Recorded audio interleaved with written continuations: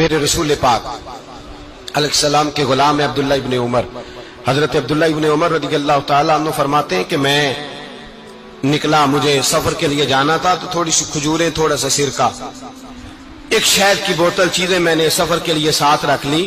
میں جب مدینے سے باہر صحرا میں نکلا نا تو رمضان نہیں تھا، غیر رمضان تھا۔ میں نے ایک نوجوان کو دیکھا بکریاں چرا رہا، بکریاں چرا رہا، اے جوان! آپ فرماتے ہیں اس کا چہرہ بڑا نورانیت والا، گرد پڑی ہوئی پر بڑا حسین۔ فرماتے ہیں میں نے اس کو کہا کہ آ جاؤ کھانا کھا لو، روزے بھی نہیں تھے۔ کہنے لگا نہیں میں نے روزہ رکھا ہوا ہے۔ فرماتے ہیں میں نے کہا پتہ کروں کہ نیرا نیک ہی ہے کہ پرہیزگار بھی ہے؟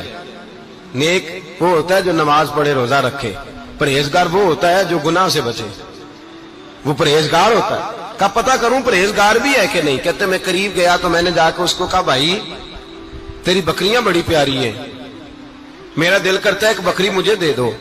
کہتے وہ جوان، غربت بھی، پریشانی بھی، پر دامان توکل کی یہ خوبی ہے کہ اس پر پابند لگے ہوتے ہیں، دھبے نہیں ہوتے۔ غربت ہے، کہا جناب ایک بکری دے دو۔ آنے لگا جناب بکریاں میری نہیں، بکریوں کا مالک کوئی اور ہے۔ کہتے میں نے آزمانے کے لیے کہا کہ بکریوں کے مالک کو کہنا ایک بکری بھیڑیا لے گیا ہے، کہہ دینا بھیڑیا لے گیا ہے۔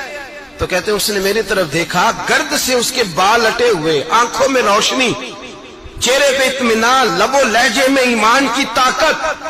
نوجوان کہنے لگا حضور بکریوں کے مالک کو تو کہہ دوں گا بھیڑیا لے گیا ہے، جب عرش کا مالک پوچھے گا تو کیا جواب دوں گا؟ اللہ کو کیا جواب دوں گا؟ کہتے ہیں میں کانپنے لگا، اس کی بات سن کے واپس آیا، جو کام نکلا تھا وہ چھوڑا، واپس لوٹ آیا۔ میں نے پتا کیا کس کا غلام ہے، پتا چلا فلاں آدمی کا ہے۔ کہتے میں نے پہلے غلام خریدا، پھر پتا کیا تیرے پاس بکریاں کتنی ہیں؟ اس نے کہا 400۔ کہتے میں نے مالک سے ساری بکریاں خریدی، پھر غلام کو بلایا، پھر وہ بکریاں تحفے میں دی، تحفے میں۔ کہنے لگا حضور یہ سارا کچھ مجھے کیسے ملا؟ میں نے کہا تیرا ایمان بڑا پختہ تھا تو میرے رب نے تجھے انعام عطا فرمایا ہے۔